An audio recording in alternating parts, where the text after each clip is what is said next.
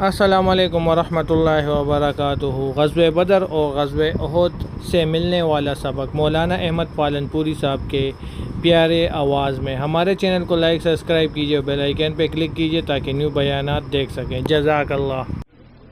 اذ تستغیثون ربکم فاستجاب لکم انی ممدکم بألف من الملائکۃ مردفین۔ یاد کرو بدر کے دن کو کہ جب تم لوگ گڑ گڑا رہے تھے۔ کیوں گڑ گڑا رہے تھے؟ کہ اللہ میاں سامنے تو 1000 اور ہم ہیں 300 سے کچھ زیادہ، وہ تو ہم سے 300 گنا زیادہ، بہت گڑ گڑائے۔ تو اللہ نے کہا چلو میں بھی 1000 فرشتہ بھیجتا ہوں، اگر وہ 1000 ہیں تو میں بھی 1000 فرشتہ بھیجتا ہوں۔ پھر ان کے دل میں خیال آیا کہ اللہ میاں وہ تو ہم سے 3 گنا تھے، تو اللہ نے کہا چلو میں 3000 فرشتے بھیجتا ہوں۔ پھر خیال آیا کہ وہ جو بے ایمان ہیں ان کی تو ساتھ دینے کے لیے کچھ اور لوگ بھی آ رہے ہیں، تو اللہ نے کہا گھبراتے کیا کہ میں 5000 فرشتے بھیجتا ہوں۔ یہ ہے اللہ کی مدد، نگاہ اللہ پر۔ اور احد میں کیا ہوا؟ احد میں یہ ہوا کہ بات مانی رسول کریم صلی اللہ علیہ وسلم کی، اور ایک جگہ پر 50 آدمی ٹھہر گئے، اترنا مت یہاں سے، اور نیچے سارا کام شروع ہوا۔ جو خراب لوگ تھے وہ بھاگنے لگے۔ خراب لوگ جو تھے نا ڈرپوک، جو خراب لوگ ہوتے ہیں وہ ڈرپوک بہت ہوتے ہیں، جو اللہ سے نہیں ڈرتے وہ ہر ایک سے ڈرتے۔ جن کے دل میں اللہ کا ڈر نہیں تو وہ ہر ایک سے ڈریں گے۔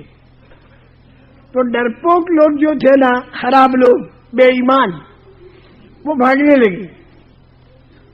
تو ان کا مال حلال تھا ان کے لیے، ایمان والوں کے لیے اللہ نے حلال کر دیا غنیمت کا مال، تو وہ سمیٹنے لگے نیچے والے۔ اوپر ٹیکری پر جو کھڑے تھے انہوں نے دیکھا کہ اب کام تو برا ہو گیا اپنا، نیچے اللہ کا فضل ہو گیا، تو انہوں نے اترنا چاہا۔ امیر صاحب نے روک دیا کہ بھائی حکم اللہ کے پیارے نبی کا یہ ہے کہ ہم ٹھہرے۔ وہ سمجھے کہ بھائی ٹھہرے کام ہو گیا، اب کھڑے کھڑے کیا کرنا، نیچے اترنا اور کچھ کام کرنا چاہیے۔ نیت پہ کوئی فطور نہیں، لیکن نگاہ چلی گئی دنیا کی طرف اور مال کی طرف۔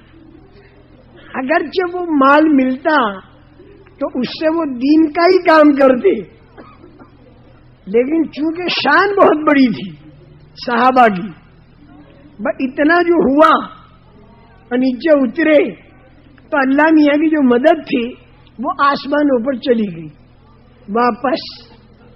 اب جو مدد آسمان پر چلی گئی تو سارا معاملہ الٹ پلٹ ہو گیا۔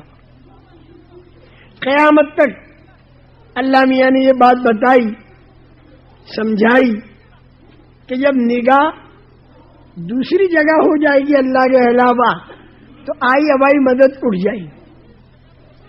بدر کے اندر بتایا کہ مدد آتی کیسے ہے، احد میں بتایا کہ مدد جاتی کیسے ہے، آئی ہوئی، اور حنین میں بتایا کہ مدد رکتی کیسے ہے،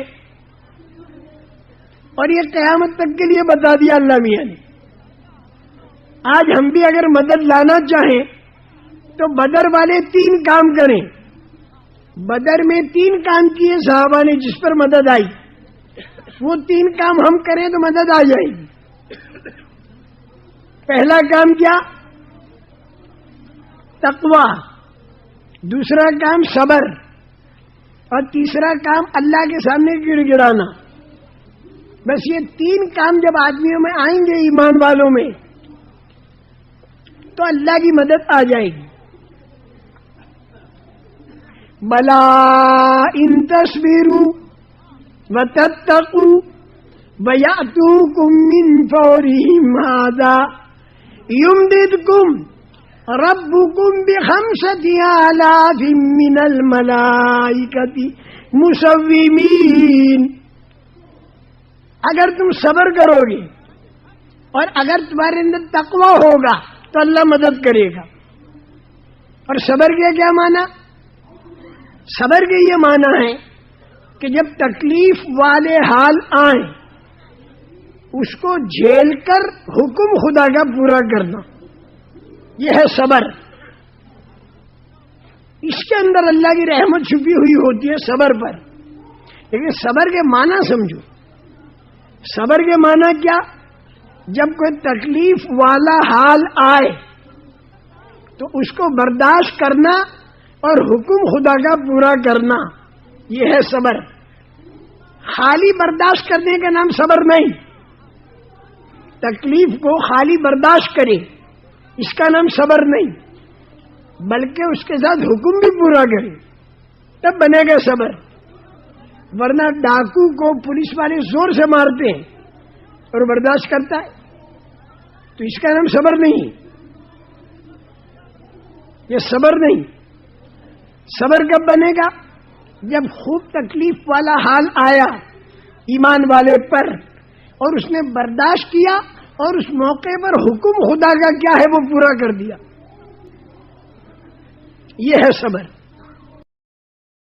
تو میرے بھائیوں بزرگوں، جس طرح آپ لوگوں نے مولانا احمد پالن پوری صاحب کی آواز میں یہ پیارا بیان سنا جس میں انہوں نے غزوہ بدر اور غزوہ احد کا ذکر کیا گیا ہے، تو اس سے ملنے والا جو سبق آپ لوگوں نے اس بیان میں سنا تو ہمیں اس پر عمل پیرا ہونا چاہیے اور تبلیغ کا کام ہر حال میں کرنا چاہیے. اسی میں ہماری آخرت کی بھلائی ہے. جزاک اللہ، ماشاء اللہ.